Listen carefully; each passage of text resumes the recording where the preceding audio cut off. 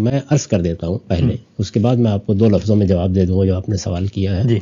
یہ بات پوری طرح سمجھ لیجئے کہ علم کے کئی درجات ہیں. ہمارے ہاں بہت سے لوگ ہیں کہ جو کسی علم کے مجدد ہوتے ہیں، جو علم کے اندر نئی دنیا پیدا کر دیتے ہیں. میں نے ایک مرتبہ گفتگو کرتے ہوئے بتایا تھا کہ دین کو بحیثیت مجموعی ایک تعبیر کی صورت میں پیش کر دینا یہ بہت بڑا کام ہے، غیر معمولی کام ہے. اس میں جو درجہ غزالی کا ہے، یا جو درجہ ابن تیمیہ کا ہے، ابن قیم کا ہے، جو درجہ شاہ ولی اللہ کا ہے، جو درجہ مثال کے طور پر مولانا سید اللہ صاحب مودودی کا ہے یا امام فراہی کا ہے، یہ کوئی معمولی درجے کے لوگ نہیں ہوتے. اس طرح کے یہ روز پیدا بھی نہیں ہوتے. یہ علم کی بالکل ہی ایک اور نوعیت ہے. یہ ایسے ہی ہے جیسے سائنس میں آئنسٹائن ہے، نیوٹن ہے، گریلیو ہے. ابھی حال میں ایک معذور سائنسدان دنیا سے رخصت ہوئے تھے.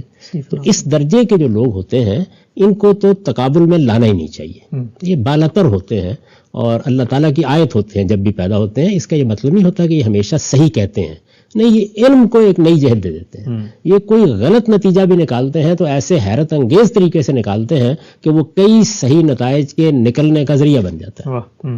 اور یہ دنیا کے ہر علم میں ہوتا ہے. جیسے آپ مثال کے طور پر معیشت کو پڑھتے ہیں، ہمارے یہاں لوگ اکنامکس پڑھتے ہیں، اسی طرح سوشل سائنسز کو پڑھتے ہیں. ہر جگہ آپ کو اتنے غیر معمولی لوگ ملیں گے. اس لیے ان کے تو معاملے کو ویسے ہی الگ رکھیں، صدیوں میں پیدا ہوتے ہیں اس طرح کے لوگ اور چلے جاتے ہیں. اس کے بعد پھر بہت سے درجات ہیں اہل علم کے. تو اس میں یہ بات ذہن میں رکھنی چاہیے کہ بعض ایسے لوگ ہوتے ہیں کہ جن کا انداز یہ ہوتا ہے کہ وہ چیزوں کو بہت اچھے طریقے سے پڑھیں گے، سمجھیں گے، ان میں ایک تعریف پیدا کریں گے، بہت عمدگی سے اس کو بیان کریں گے، اور اس طرح اعلیٰ ترین درجے کے معلم کی حیثیت سے وہ کسی علم کو پڑھانے والے بن جاتے ہیں. ڈاکٹر صاحب کا مقام یہی ہے. ممکن ہے کہ وہ جو موجود ہے وہ اس طرح کمیونیکیٹ نہ کر سکے، اس طرح کمیونیکیٹ نہ کر سکے. یعنی اپنی بات کو ہو سکتا ہے آئنسٹائن اس طرح بیان نہ کر سکے جس طرح کے وہ لوگ بیان کر دیتے ہیں. تو یہ کوئی معمولی چیز نہیں ہے. اسی طرح سے بعض لوگوں کا ذہن محققانہ ہوتا ہے. یعنی وہ جو کچھ بھی ان کے پاس علم آتا ہے، جو ان کی تاریخ بنتی ہے، تو وہ تحقیق کرتے ہیں. ان کے مطالعے میں بڑی وسعت ہوگی، ایک ایک چیز کو دیکھیں گے اور اس کے بعد اپنی آراء قائم کرتے ہیں. صحیح بھی ہوتی ہیں، غلط بھی ہوتی ہیں.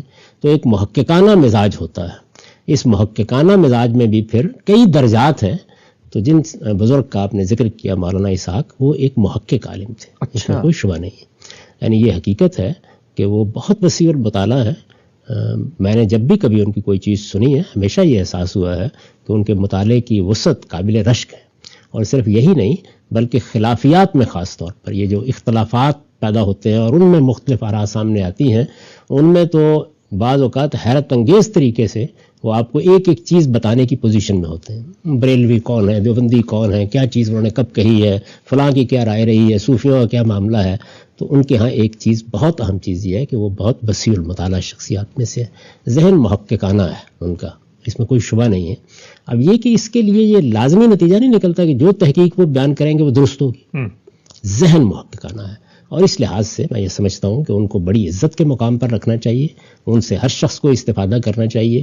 اور جو کچھ بھی انہوں نے خدمت انجام دی، یعنی بدعات کے استحصال میں انجام دی، بعض چیزوں کی تصحیح میں انجام دی، لوگوں کے اندر جو بعض غلط عقائد تھے ان کے بارے میں ان کو متنبع کیا، بعض چیزوں کے بارے میں لوگوں کے علم میں اضافہ کیا، یہ سب بہت شکر گزار ہونے کی چیز ہے. ان کے جو طریقہ ہے تحقیق کا، جس طرح وہ قرآن کو دیکھتے ہیں، جس طرح بعض روایات کو دیکھتے ہیں، جس طرح مسلمانوں کے علوم کو دیکھتے ہیں، یہ آپ جانتے ہیں کہ میں اس میں بہت مختلف نقطہ نظر رکھتا ہوں اور کم و بیش ہر معاملے ہی میں رکھتا ہوں. لیکن میرے دل میں ان کے لیے بے پناہ عزت، میں ان کا بہت احترام کرتا ہوں. اور اگر کسی موقع کے اوپر کوئی اختلاف بھی کرنا پڑے تو انشاءاللہ عزت اور احترامی کے ساتھ کروں گا.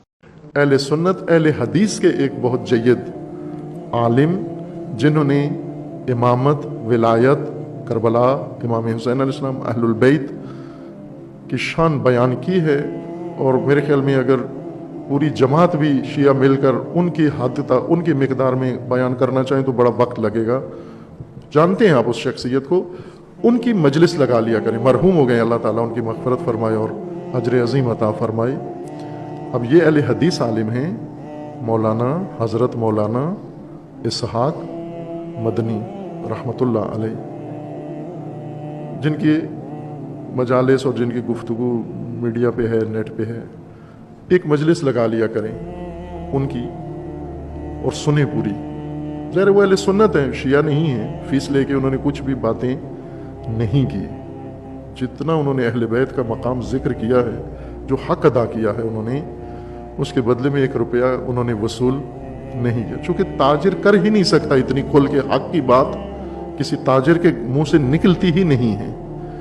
یہ بات کوئی آزاد مرد کر سکتا ہے جو فیسوں سے بھی آزاد ہو, جو مریدوں سے بھی آزاد ہو, جو انجمنوں سے بھی آزاد ہو, جو داد و تحسین سے بھی آزاد ہو, جس کو اللہ کے علاوہ کسی سے کوئی پاداش اور اجرت کی توقع نہ ہو, وہی اتنی کھل کے بات کر سکتا ہے. اور انہوں نے کی ہے, سنی ہوتے ہوئے یہ بات کی ہے انہوں نے.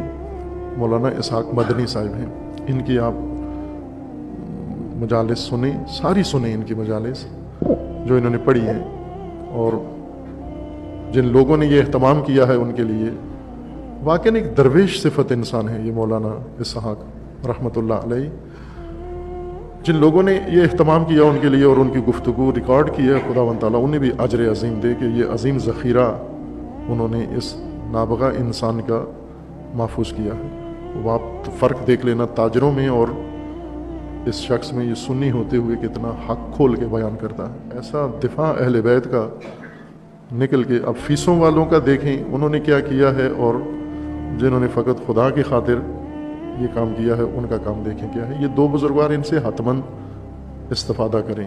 مولانا اسحاق صاحب تحقیقی گفتگو ہے, کتاب کھول کے, کوئی بات بغیر کتاب کے نہیں کرتے, اپنے سینے کا علم نہیں بیان کرتے. دونوں ان کی گفتگو حوالوں سے بھری ہوتی ہے, وسیع مطالعہ ہے دونوں کا. اور انہوں نے یہ اس کتاب صلح امام حسن تحریر کی ہے.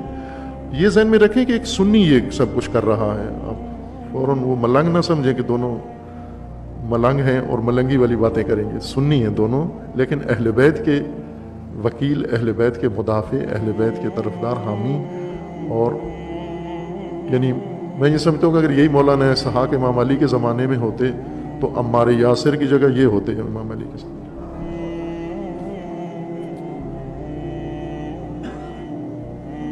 اس حد تک یہ لوگ اس زمانے کی غنیمت انسان ہیں. یہ اس دور کے فتنوں کے دور کے, جاہلیت کے دور, جو اس وقت بہت راسخ جاہلیت ہے, فرقہ واریت کے دور میں اور تعصب کے دور میں, یہ ہستیاں, یہ شخصیات بہت غنیمت ہیں. یہ استفادہ کریں ان سے.